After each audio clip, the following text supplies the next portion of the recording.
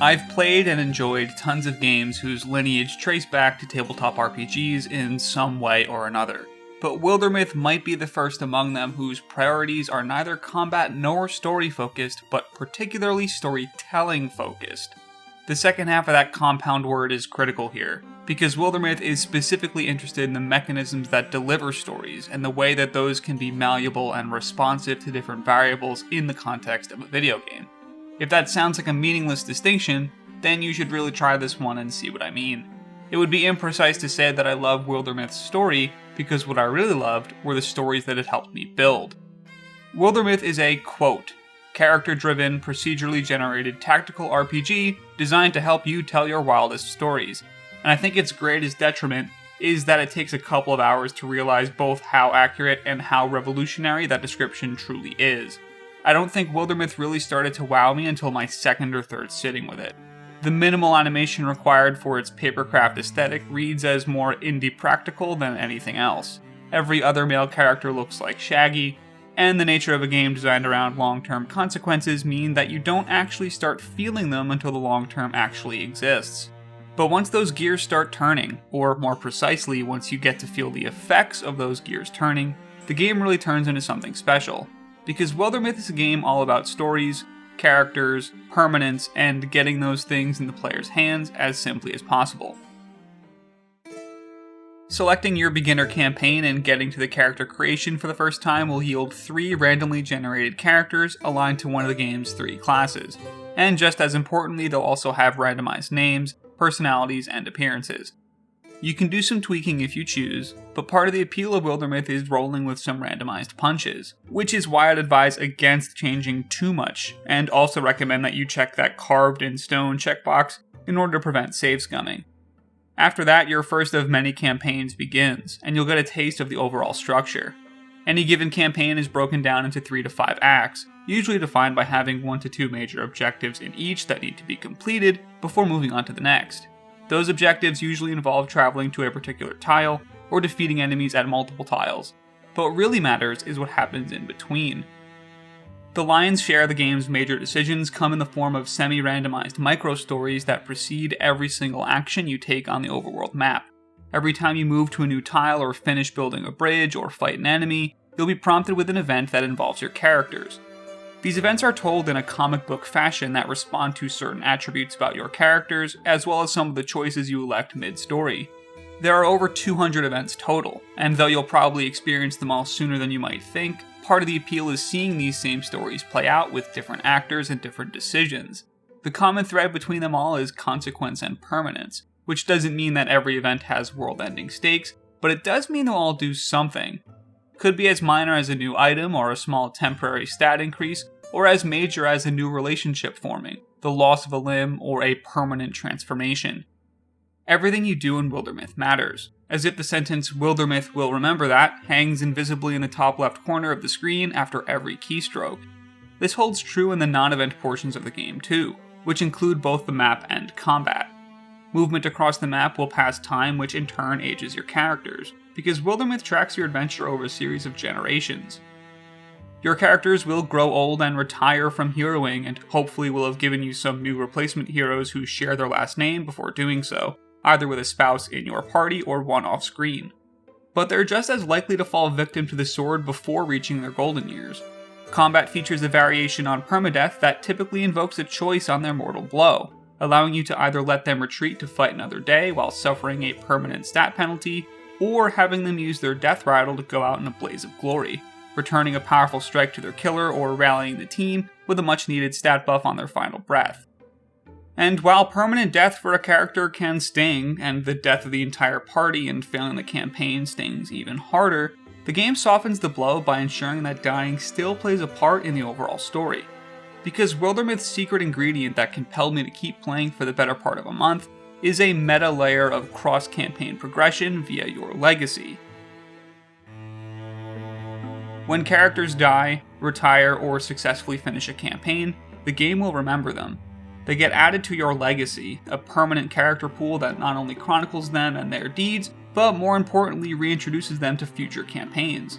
You'll get a new option in the main menu where you can go through your heroes and fondly recall the ups and downs you have with them, and there's extreme detail in what it keeps track of. But logging this information is only part 1. The real twist is how the game will use that information. Once a character is part of your legacy, they are part of future stories. They will make cameo appearances in other campaigns and can even be recruited into part of your new campaign's main cast, warts, wounds, and all. The more stories they come back into, the more their myth grows, adding more experiences to pull from and also adding actual experience to their out-of-campaign progression that allows them to retain more and more of their power when they get reintroduced. It's a gameplay loop where you get to build your own cast of characters over time, and their legends grow organically, where past deeds of notable fame aren't written down on a backstory sheet but instead experienced through the gameplay. You will remember these characters. The events that they participate in will always display their name front and center. And once you've had one long enough, they'll start to manifest unique traits that will make them memorable, and those traits may extend into gameplay differences as well. Combat plays a major role within most campaigns, and it has a few key ideas of its own. Most notably is probably the lack of stat-based leveling common to the genre. There is still progression, but Wildermyth paints it with a broad brush. Ranking up won't have you assigning stat points, but instead, picking between major active and passive upgrades that change the way a character plays within whatever slice of the warrior hunter mage ecosystem they're in.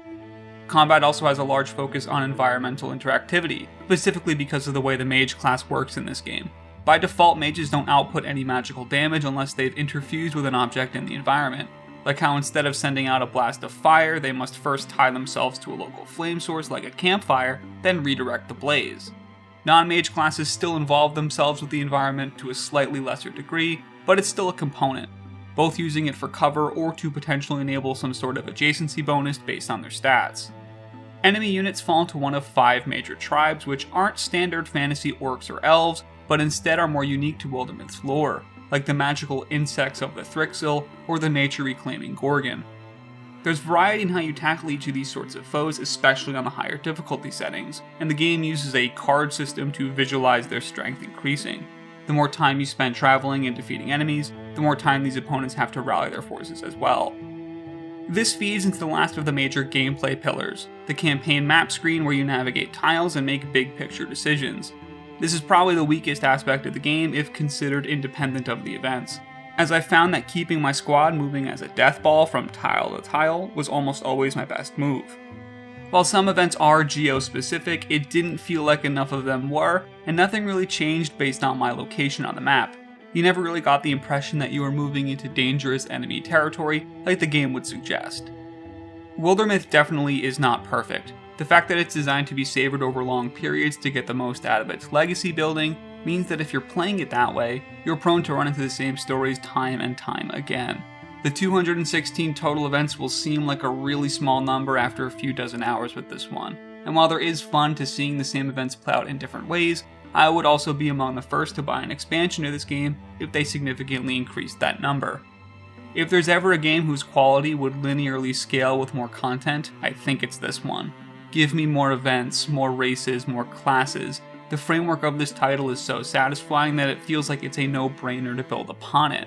Which is also why it's great that the developers not only ensured there was a Steam Workshop integration, but also has some great documentation on how to take advantage of their tools. But it also feels like a missed opportunity that the same excellent mechanisms that shape and change heroes don't get applied to the villains as well. You either get a static foe if you're doing one of the developer-built campaigns, or no central antagonist at all if you're in a custom one, and you yourself can never veer into evil choices either. The game even torments you by implying your heroes can fall from grace with certain decisions, only to justify them as heroic choices afterwards, no matter the context. I think that some of the mythical artifact weapons that characters may stumble across during an event aren't as powerful as they should be too, gimped presumably for the sake of balance, but ultimately undermining their significance. I could probably keep listing things that bug me, but they're all easy problems to forgive because of how unique and how well executed Wildermyth's central premise is. It absolutely realizes its thesis. It's a game about building your own stories, largely because of how permanent and how frequent its decisions are.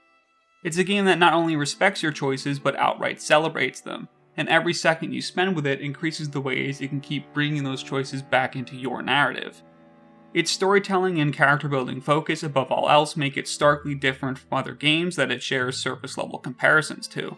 I'd argue that it actually has more in common with games like King of Dragon Past or even The Sims than it does a lot of other party-based RPGs, and I think that's what makes it so compelling. It's a video game adaptation of the spirit of tabletop RPGs, not the mechanics of tabletop RPGs, and I recognized just how effectively it was doing that when I realized just how much I had to reflect on when it was all over. All of the triumphant highs and crushing lows that were unique to my adventure with my characters. It's a game where your party will have philosophical, ever-burning questions that you need to answer the night before a major battle. It's a game where your warrior might be late to the fight because her hips were too wide to slide through the cavern's opening. It's a game where a mage with a rat tail might become your favorite go-to elementalist who becomes a dominant force in any campaign he's involved in. It's a game where characters will die heroically for the cause, and their sacrifices will not be forgotten. Wildermyth is a game that recognizes that D&D and its peers were never about rolling 20-sided dice, but instead about the stories and legacies that those dice rolls helped build.